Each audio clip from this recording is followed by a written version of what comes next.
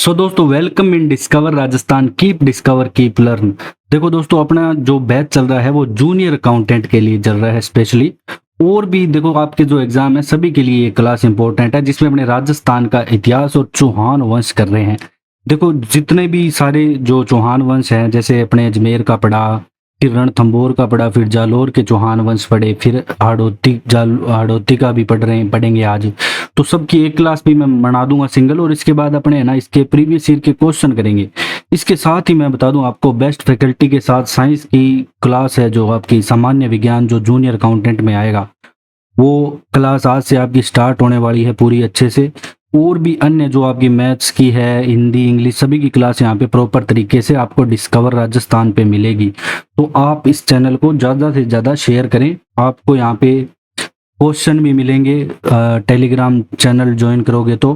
ठीक है, अभी क्योंकि हमने ऐप अभी लॉन्च नहीं की है, थोड़े दिनों में हम ऐप भी लॉन्च करने वाले हैं डिस्कवर राजस्थान की। अभी अपने शुरुआत करते हैं हाड़ौती या बूंदी का चौहान वंश।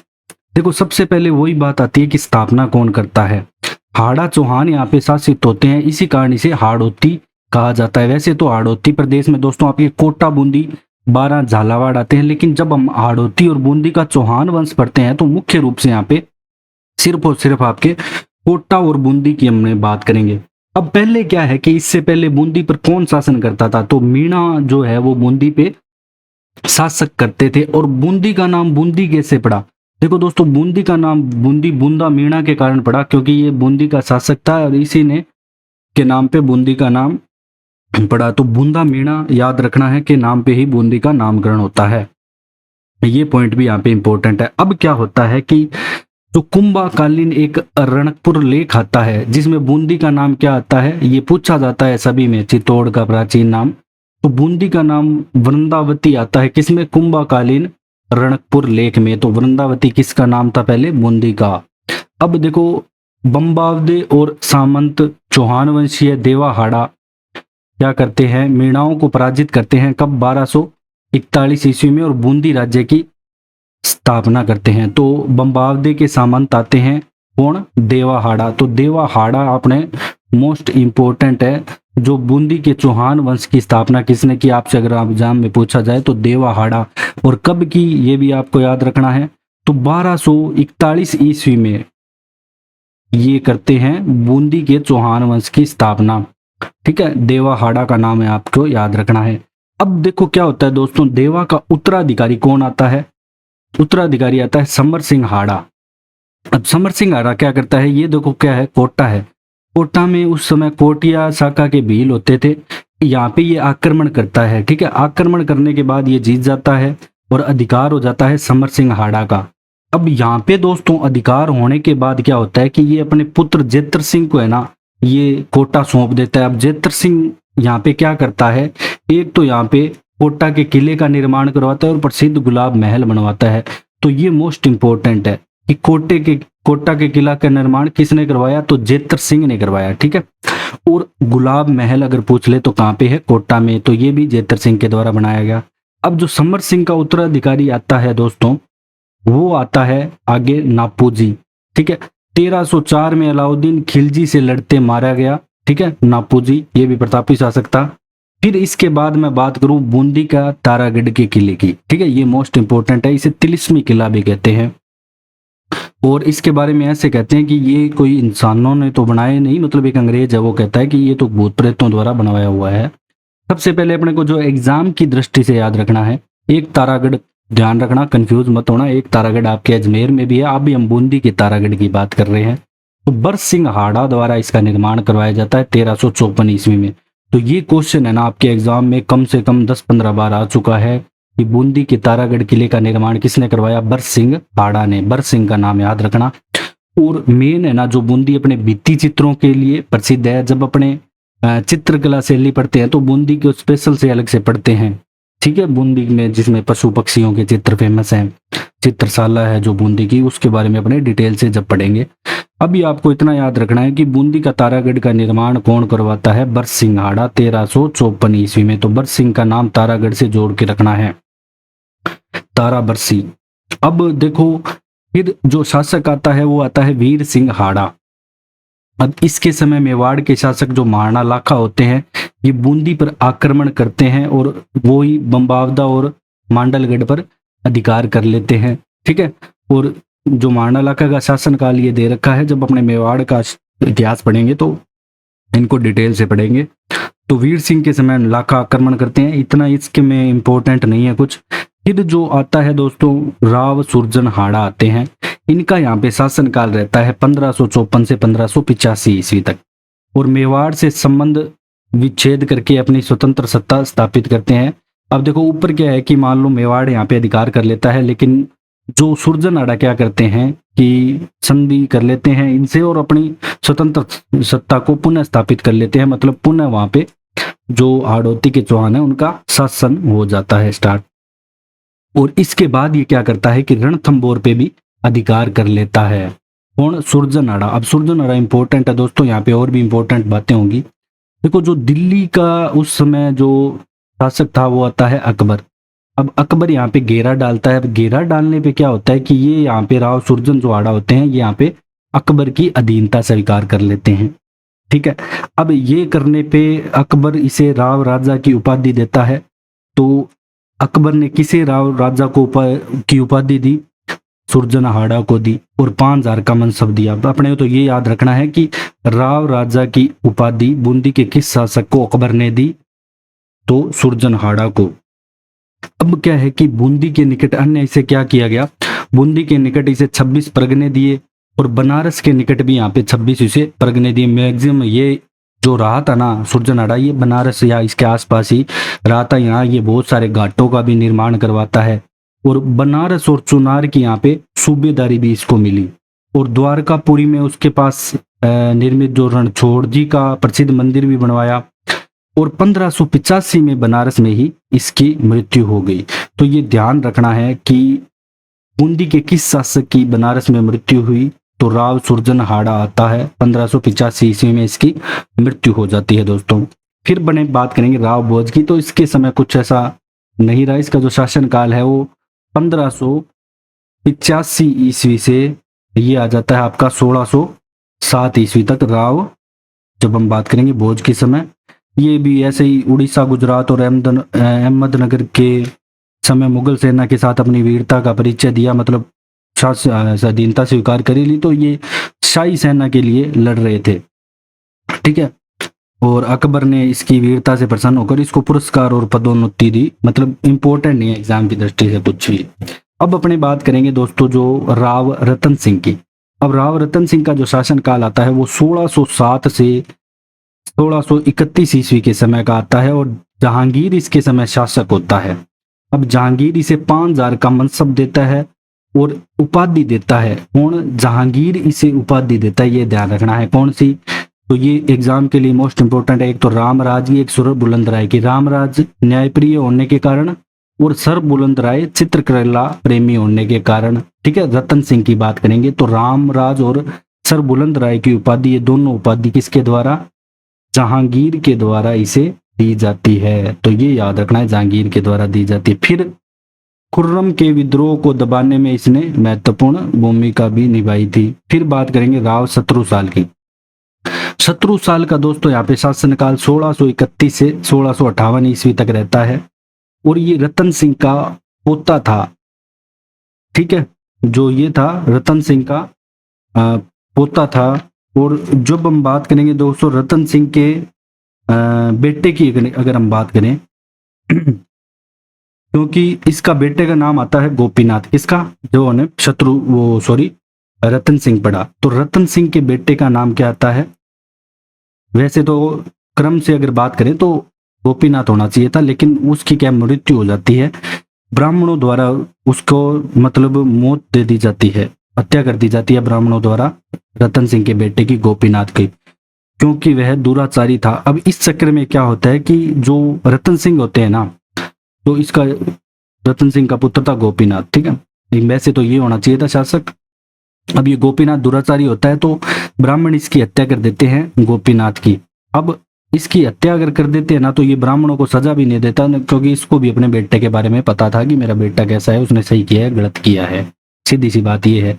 फिर इसका जो मेन शासक बनता है शत्रुसाल, वो पोता बनता है। ठीक है, इसलिए यहाँ पे लिखा है रतन सिंह का पोता था। और पदवी राव की कौन देता है इसे? शाहजहां देता है। और 3000 जात 2000 सवार का मनसब भी शाहजहां देता है। तो राव की पदवी इसे देता है शाहजहां।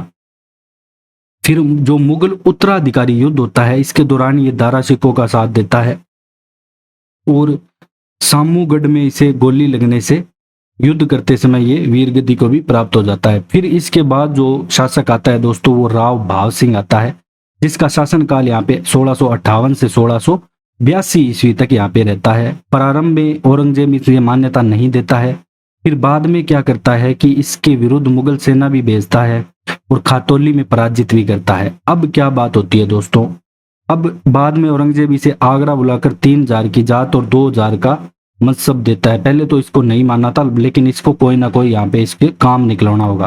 देखो अपने कोई भी दुश्मन होता है या कोई भी ऐसा कर दे तो वो क्यों अपने साथ मिलेगा? इसीलिए मिलेगा कि या तो उससे को आपसे कोई काम होगा। तो वही यहाँ पे रीजन रहा कि औरंगजेब फिर इसे आगरा बुलाकर 3000 की जात 2000 का मनसब दिया और डंका झंडा और बूंदी की जागीर देकर सम्मानित भी यहाँ पे करता है।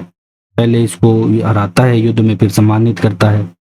फिर बात जो मेन शासक आता है, इंपॉर्टेंट आता है, वो आपके आता है राव अनिरुद्ध। मोस्ट इंपॉर्टेंट है, जो आपके एग्जाम में बार बार में पूछा जाता है। पहली बात तो यही आपके एग्जाम में पूछी जाती है, इनकी रानी आती है एक नाथावती। तो 1699 से 1700 ईस्वी के बीच यहाँ पे रानी जी की बावड़ी का निर्माण करवाता है। तो बार बार में पूछा जाता है कि रानी जी की बावड़ी कहाँ पे है? बूंदी में। निर्माण किसने कराया? नाथावती ने निर्माण कराया, रानी ने। ये ध्यान रखना है आपको एग्जाम की दृष्टि से, राव अनिरुद्ध के समय। और 1699 में तो इसका हुआ, 1799 में किसका होता है? हवा महल का होता है। तो ऐसे आप डेट कनेक्ट करके याद रखा करो। फिर पुत्र की बात करें तो इसका आता है जोध सिंघाड़ा। अब पुत्र के साथ दोस्तों क्या है कि एक घटना हो जाती है। क्या होती है? 1706 ईस्वी की बात होती है। बूंदी क्या जैत सागर तालाब है, तो जैत सागर तालाब भी आपको याद रखना है कहाँ पे है? बूंदी में, ठीक है। और गणगौर का जो अवसर होता है, पर्व होता है, इसके समय ये नाव की सवारी करते समय अपनी रानियों के साथ या पत्नियों के साथ यहाँ पे डूब गया था। तो तभी से है ना यहाँ पे कहने लग गए कि हाड़ो ले डूबियो गणगौर, ठीक है। अब आपके लिए ये इंपॉर्टेंट क्यों है कि हाड़ो ले डूबियो गणगौर? तो ये पूछा जा सकता है आपसे एग्जाम में कि किस शासक के लिए ऐसे कहा गया है कि हाड़ो ले डूबियो गणगौर? तो जोध सिंह आड़ा, जोध सिंह आड़ा के लिए कहा गया है, इसके लिए कहा गया है। तो ये इंपॉर्टेंट हो जाता है। तो ऐसे आपको क्वेश्चन बन सकते हैं एग्जाम के लिए। तो फिर अनिरुद्ध है, इनके धाए भाई आते हैं कौन? देवा। तो ये याद रखना है नाम। देवा की स्मृति में बूंदी में 84 खंभों की छतरी का निर्माण करते हैं। तो 84 खंभों की छतरी कहाँ पे है? बूंदी में। और मूसी रानी की छतरी कहाँ पे है? महारानी की अलवर में। तो यहाँ पे अभी आपको यही याद रखना है, देवा की स्मृति में 84 खंभों की छतरी बनाते हैं। ये भी याद रखना है किसकी स्मृति में बनाते हैं, ये ज्यादा इंपॉर्टेंट होता है। सभी को पता है कि 84 खंभों की छतरी बूंदी में है। फिर अपने बात करेंगे राव राजा दोस्तों बुद्ध सिंह की। इनका शासनकाल रहता है आपके 1695 से 1730 ईस्वी तक रहता है।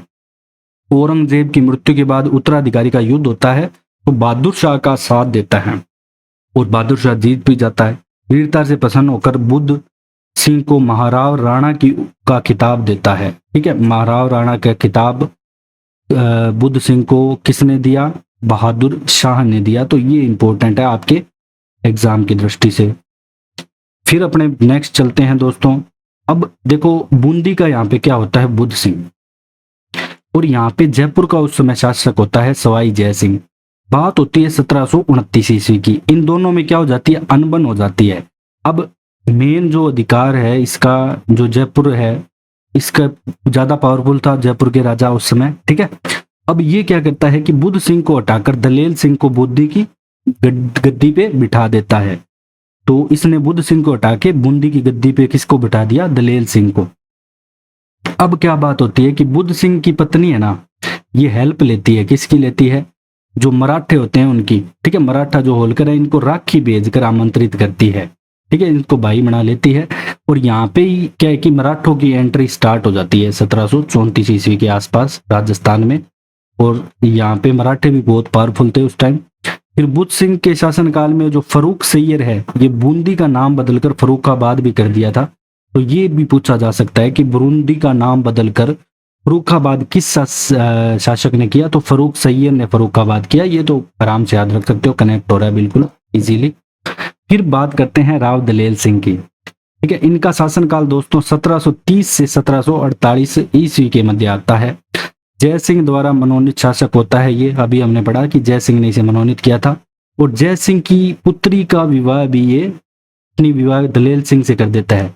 जय सिंह की जो पुत्री है उसका विवाह है अपने दलेल सिंह से कर देता है। ठीक है, जय सिंह अपनी पुत्री का विवाह। और 1734 के हुडा सम्मेलन में भी भाग लेता है। ये हुडा सम्मेलन क्यों किया गया? मराठों से छुटकारा पाने के लिए हुडा सम्मेलन करते हैं। अब राव उमेद सिंह की बात आती है दोस्तों, इसका शासनकाल आता है 1748 से 71। अब कोटा के शासक और महाराव होलकर की सहायता से बूंदी की गद्दी प्राप्त करता है ये। ठीक है, अब आपको पता होगा कि जब इनको बुलाया था बुद्ध सिंह की पत्नी ने राखी भेजकर, तो उनकी मदद से यहाँ पे उमेद सिंह क्या करता है कि गद्दी प्राप्त कर लेता है बूंदी की। और ये श्री जी के नाम से जाना जाता है। तो श्री जी के नाम से कौन सा हाड़ौती का शासक जाना जाता था? उमेद सिंह। और बूंदी के तारागढ़ किले की चित्रशाला का निर्माण करवाया। तो ये मोस्ट इंपोर्टेंट है कि बूंदी की तारागढ़ किले की चित्रशाला का निर्माण कौन करवाता है? उमेद सिंह कराता है। और उमेद सिंह है ना, होलकर को मामा बोलता था। मामा तो बोलेगा, क्यों बोलेगा अभी बताया मैंने आपको, राखी भेज के बुलाया था, आमंत्रित किया था। अब अपने बात करेंगे इसके जीवन काल में है ना, ये एक ऐसा काम करता है ऊटपटांग। क्या करता है ये पूछा जा सकता है लेकिन एग्जाम में। ये करता है अपनी सोने की एक मूर्ति बनवाता है और उसका अंतिम संस्कार भी करवा देता है अपने जीते जी। ठीक है, तो ये भी आपको याद रखना है। ऐसा कौन सा शासक था? तो उमेद सिंह ही था। इसके बाद आता है दोस्तों विष्णु सिंह या बिशन सिंह। अब बिशन सिंह क्यों इंपॉर्टेंट है? इसके लिए बस इतना याद रखना है आपको, जब 10 फरवरी 1818 ईस्वी को British east India company EIC के साथ संधि होती है या अंग्रेजों के साथ संधि होती है, तो वहां पे अंग्रेजों की अधीनता स्वीकार की। तो उस समय कौन था शासक? विष्णु सिंह था। तो इसलिए ये इंपॉर्टेंट है विष्णु सिंह कि EIC जो ईस्ट इंडिया कंपनी के साथ संधि के समय शासक कौन था? विष्णु सिंह या बिशन सिंह। फिर बात आता है राम सिंह हाड़ा की बात करेंगे। इसका शासनकाल दोस्तों रहता है 1821 से 1889 ईस्वी के मध्य तक।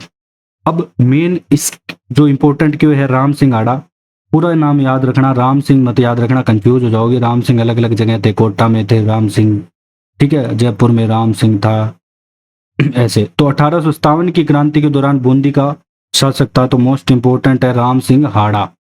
1857 की क्रांति के समय बूंदी का शासक था। अब इसके शासनकाल में क्या है कि बलवंत सिंह तीज की प्रतिमा लाते हैं, कहां से? जयपुर से बूंदी लाते हैं।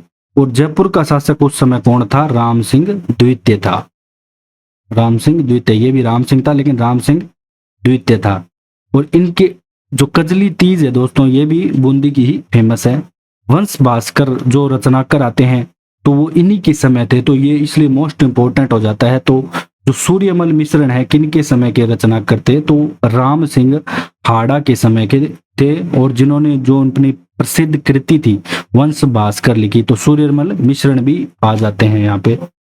अब देखो इसके बाद क्या होता है कि दोस्तों और बहुत सारे आते हैं, जैसे रघुवीर सिंह आता है, फिर ईश्वरी सिंह आता है, बहादुर सिंह लास्ट शासक होता है फिर। ठीक है, जो आपका हाड़ौती का चौहान वंश है यही समाप्त होता है।